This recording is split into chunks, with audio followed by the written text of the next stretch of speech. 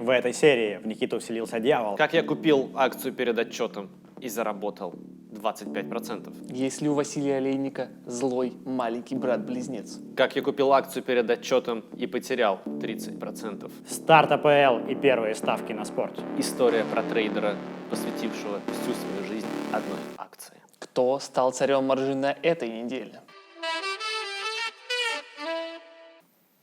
Все маржи! Всем привет, с вами Некит, Данич и Диман. Мы собираемся каждую неделю и рассказываем вам про то, как мы инвестируем 100 тысяч рублей каждый из нас в разные активы.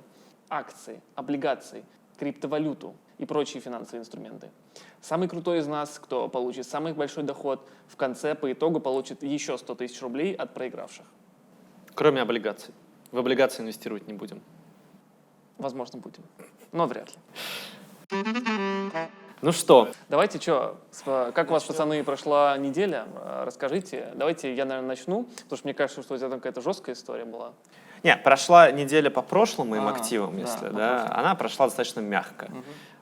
Минус 3% на моем Корсаре, минус 2% на моем Мясе, и где-то 5% я всего потерял на вип-шопе. В общем, кумулятивно это было минус рублей 500-600. То есть, я был к этому психологически готов, там никаких триггеров для роста нет, поэтому, в общем-то, и расти тоже нечему. Единственное, была новость от Beyond Meat, о том, что они запартнерились с Pizza Hut и выпускают какую-то мега-пепперони пиццу, в которой нет мяса.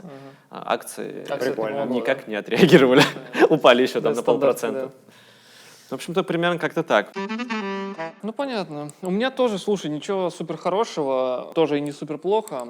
Activision Blizzard стабильно растет, отыгрывает мою теорию про то, что она после отчета немножечко взлетит. Вышла какая-то неприятная новость про то, что из Overwatch League, это киберспортивный проект от Activision Blizzard, в котором много партнеров, брендов, которые спонсируют это событие, что эти спонсоры начали потихонечку отказываться. Они объявили, что приостанавливают сотрудничество из-за, собственно, вот этого скандала с sexual harassment. Правильно делают. Ну, возможно, правильно, но акция растет. Вот. А мои не растут, да. Ну, Но это Activision Blizzard. Байду, к сожалению, на отчете упала. Отчет вышел, в принципе, неплохой, но они закоммитили четверть, которая ниже ожиданий аналитиков, собственно. Следующее. Да, и все сказали, что, видимо, постковидный спрос падает, в принципе, рынки будут замедляться, поэтому все плохо. Акция упала, и в целом китайский рынок падает. Тоже вышла интересная новость. В общем, правительство Китая наше, с которым ты собираешься конкурировать, выпустило информацию про то, что у них новая пятилетка впереди. Они же пятилетками тоже, как раньше там, в Советском Союзе. Собственно, в этой новой пятилетке у них написано, что мы, ребята, еще только начали регулировать ваш тех. Типа мы совсем еще не останавливались, и все еще впереди. Весь тех будет зарегулирован к чертям. Все образовательные компании, типа на которых там основной счет Никита погорел, ТАЛ и все остальные тоже все будут зарегулированы. На этом тоже весь Китай снизился, моя Байду тоже снизилась. Сейчас где-то, наверное, минус 5, минус 6%. подожди, а какой план у них? Зачем? Типа, в чем прикол этой пятилетки? Слушай, ну я же рассказывал, это все в ту же степь. Мы будем, антимонопольное законодательство, технологичность должна, соответственно, идти в ногу с партией, и все должно работать на благо китайского народа, а не на олигархов. Вот. Таких, как я. Да. Диман с этим будет бороться, поэтому не забывайте про его партию. Я тоже скоро выпущу свою новую пятилетку. Первую и единственную в своем роде. Если что, в прошлом выпуске мы рассказывали про то, как Диман создает свою новую партию для борьбы с Си Цзиньпином, так что, ребята, кому интересно, голосуйте. Третья акция, это самая акция дикая, которая вообще есть там на рынке, это Virgin Galactic.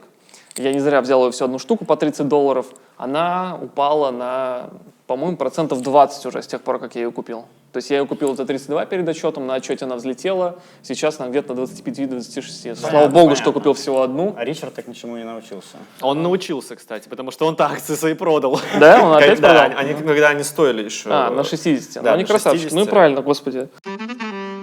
Че, Диман, что у тебя рассказывают? Мне кажется, опять нас дело на этой неделе. Ну да. Тебе уже скучно, небось? Ну, мне уже скучно, ребят. Несите да, еще, блин, двух интересно, криптоинвесторов. мне кажется, да, пора как-то что-то поприкольнее. Там конкурс пива. Чувак, сегодня будет кое-что прикольное, ребятушки. Да, ну что, если коротко, то Earn Eternity Chain, который сейчас показывает 66% плюс, в общем, на прошлой неделе было плюс 45, то есть плюс 11%. Да, Equalizer, ну там По сути, стоит на месте, плюс 3, минус 3, там максимальная просадка была минус 9%, но на рынке криптовалют это обычная волатильность, и это, короче, не страшно на самом-то деле, по сути, потому что актив находится в супернизу, и когда это уже закончится, то будет, я надеюсь, будет какой-то выход наверх. Ребят, если что, мы обязательно покажем вам графики про то, как мы отперформили на этой неделе. Вы увидите, кто из нас круче, кто хуже. Мы можем прямо сейчас на них посмотреть. Вот. Ну давай, да, покажем Получается? вот наши акции, которые за эту неделю отперформили. Да, вот видите, у меня тут упало 1, упало 2, упало 3. У меня упало 1, упало 2, ну и 3 немножечко подросло. Диман, твое? Да подросло, черт возьми, опять растет. Кул, убираем графики, Вам спасибо нужно всем. покупать просто акции Viagra. Это Pfizer Viagra или нет? Не знаю, кстати. Да что вы все знаете, рассказывайте. По-моему, Pfizer, да. Окей. Окей, неделька прошла так себе. Рассказывайте, что купили в этот раз. Никитос, ты что? Ох, это была кровавая неделька. Среда. Я решаю, что нужно обогнать Даню. Наконец-то стать лидером. Узнал, сколько у Дани сейчас на счету. 100 800. У меня 100. Мне нужна акция, которая за эти 3 дня выведет меня наверх. Я ее нашел. Clover Health Investment. Они анализируют твое самочувствие, смотрят на то, где у тебя могут быть болячки. Например, ты давно не проверялся у онколога или там простату не смотрел. Я недавно смотрел Димана, все отлично было. Смотрят на твою историю болезней и советуют тебе план страхования на базе искусственного интеллекта и бигдейта. И тут у них выходил отчет. Я думаю, вот моя золотая жила. Я прямо вечером перед отчетом 8:00 я покупаю эти акции. Как только выходит отчет, она стреляет на 10%. На следующее утро перед основной сессией еще плюс 10%. Она стоит уже десятку. Плюс 25% на счету. Тинькофф закрывает торги. Я сижу, я в плюсе, у меня 101 тысяча уже на счету. Даню обогнал, задача сделана, но я чувствую раш. Откатывается где-то на 9, потом на 8,8. Мне становится стрёмно. Я ее продаю. В этот момент она начинает расти вверх. Надо обратно покупать. Она вырастает на 20 центов. Я жду. Продолжается рост. Я покупаю. В этот момент она начинает падать. Я думаю, нужно просто немножко подождать. Сейчас все будет нормально. Должна вырасти. Она вырастает на 20 центов. Мне становится стрёмно опять, что она сейчас упадет. Я скидываю. Она вырастает еще на 40. Ну, в общем, было очень морально тяжело. Я оставил там эти деньги, и с тех пор она где-то на 8,4. У меня было в тот момент где-то 100 500. Я был в плюсе по сравнению с прошлой неделей на 1000 уже. Но я думаю, что мне этого мало, и я должен обогнать Даню. Желательно обогнать Димаса. Это невозможно, чувак. Для этого нужно инвестировать в рисковые активы. И я выбираю рисковый актив. Еще одна акция с Reddit называется Wish. Это как AliExpress, только еще дешевле. Они продают супер говно через интернет с доставкой из Китая. Чисто Никитос пошел во все тяжкие. Когда-то они стоили 30, сейчас они стоили 10. Я думаю, 10 красивая цифра, я зайду на 10, а завтра по 30 я выйду. Но в этот раз я не буду ставить жалкие $50, я поставлю 100. У них отчет в четверг вечером. Захожу перед отчетом, выходит отчет, в котором они не оправдывают ожиданий просто вообще. Они падают просто в ту же секунду на 10%, на 20%. Я надеюсь, что они хотя бы немножко отпрыгнут на 30%. И сегодня на минус 32 я выхожу, перевкладываю это все в Clover Health. Clover Health после этого падает, а Wish начинает отрастать. Ну, то есть я потерял вот на этом порядка $25, и теперь на моем счету 97 тысяч. Блин, жесть, чувак. То есть я за 2 дня скатался на 4000, почувствовал себя игроком. Вот. И поэтому я в официальном минусе, и, кажется, на этой неделе не выиграю. Да, расскажи, что ты купил на прошлой Рассказываю, неделе. что я купил на прошлой неделе. G1. G1 — это акция, про которую Василий Олейник, которого вы все знаете, Просил шутит. не рассказывать. Просил мне не рассказывать. Никому. Поэтому я не буду. Нет, он сам про нее очень сильно любит рассказывать, и говорит он про нее следующее, что эта акция уже почти что на 30% принадлежит русским, и скоро мы ее национализируем, короче, эту компанию, потому что все в России... Как и Virgin, кстати. Да, все в России любят G1 и Virgin. Соответственно, G1 — это производитель средств, которые помогают после химиотерапии. Эта акция видала лучшие дни. Сейчас она стоит порядка там 14,5-15 баксов, а тогда она стоила 32.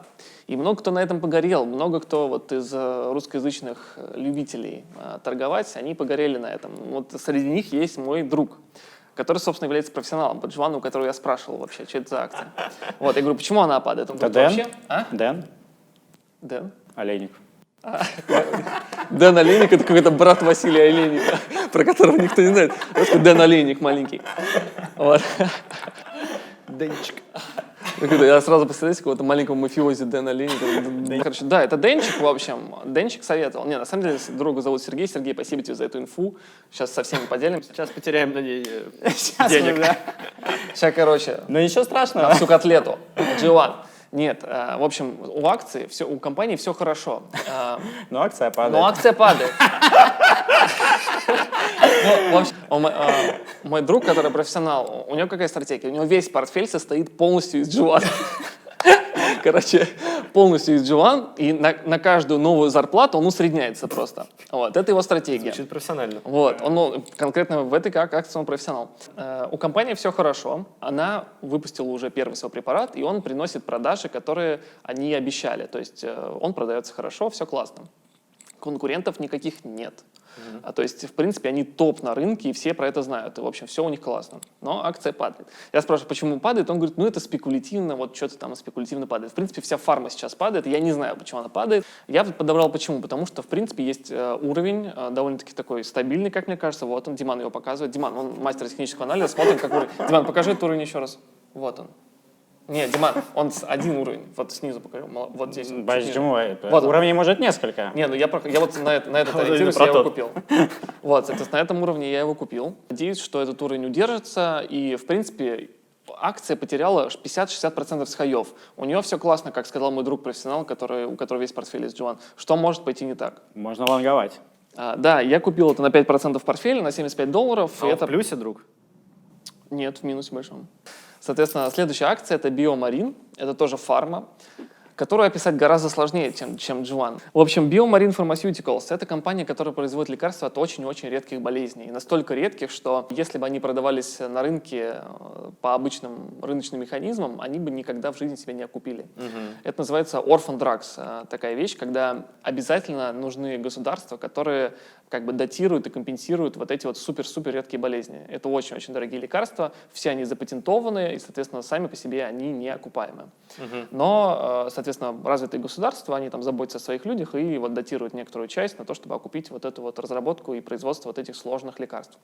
Они основаны на ферментах и энзимах. Это вот их запатентованная технология, это какая-то суперсложная молекула, которая тебя вводит, и, допустим, если у тебя ее не достает в организме, и из-за этого какая-то супермерзкая болезнь, то ты поправляешься. В общем, у них история похожая. Тоже парни, акция находится на уровне, на супердолгосрочном, на вот уровне поддержки, который, мне кажется, они не пробьют.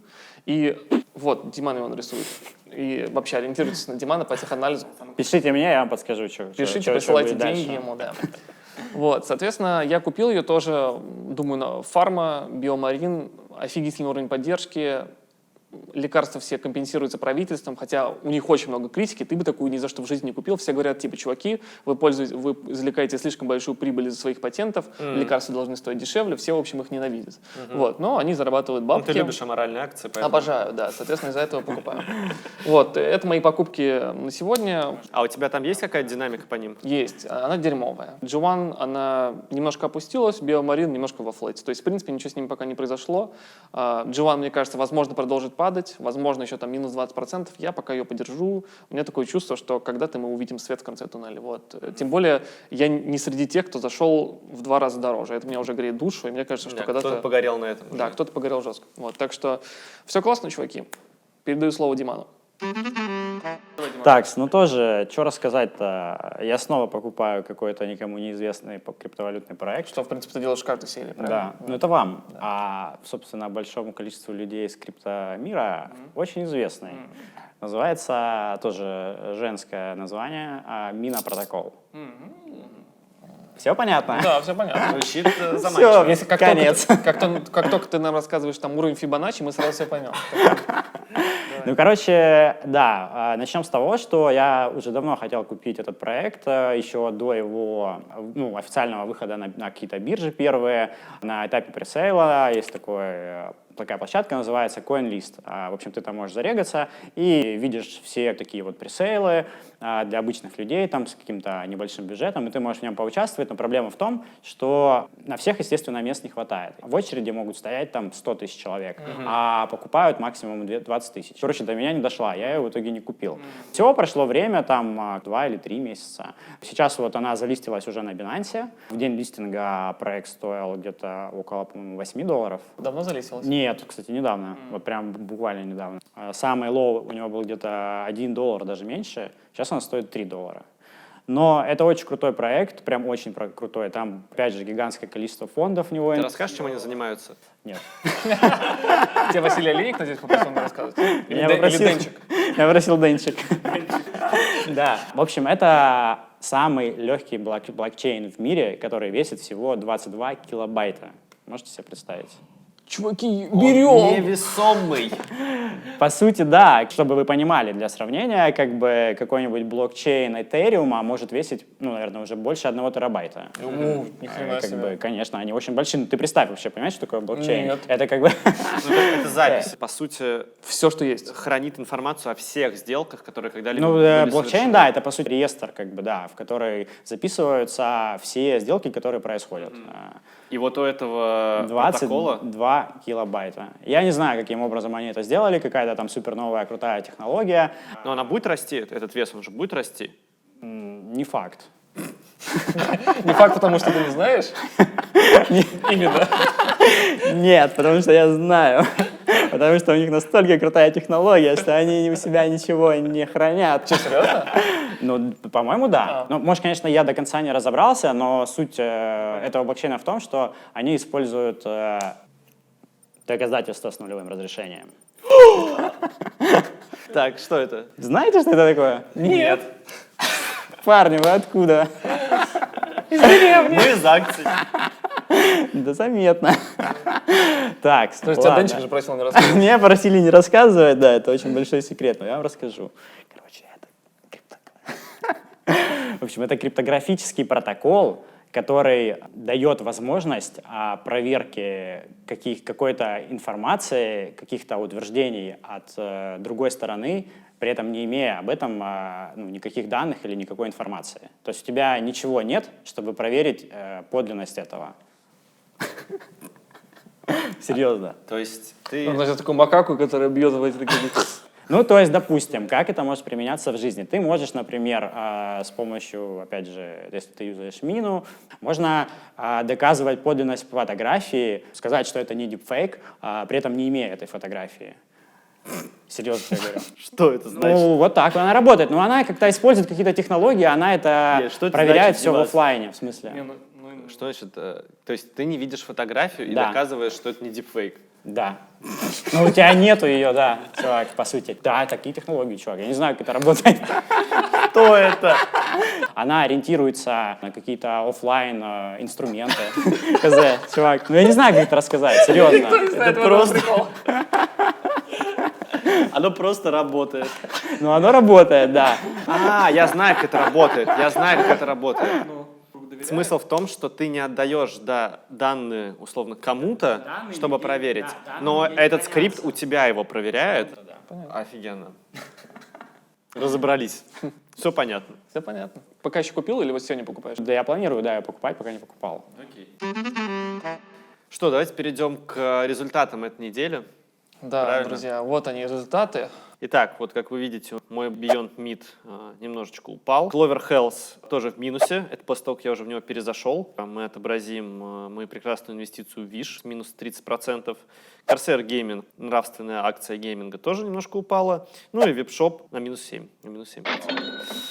И таким образом за эту неделю я потерял порядка 2000 или 3000. Окей, мои акции, соответственно, Activision Blizzard, мой любимчик, мои харасеры, они растут. Baidu, злобные китайцы, упали.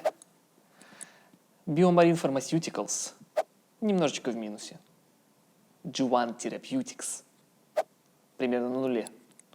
И, наконец, мерзкая и дикая Virgin Galactic жестко упала на 20%. В целом, я в минусе в этой неделе. Диман?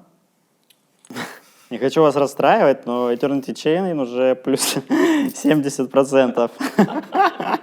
А Equalizer фактически 0, минус 0,47%.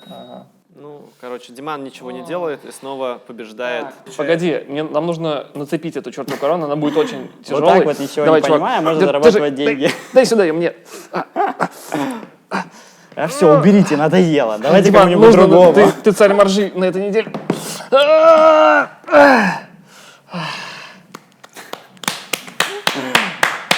Красавчик Диман сделал нас опять.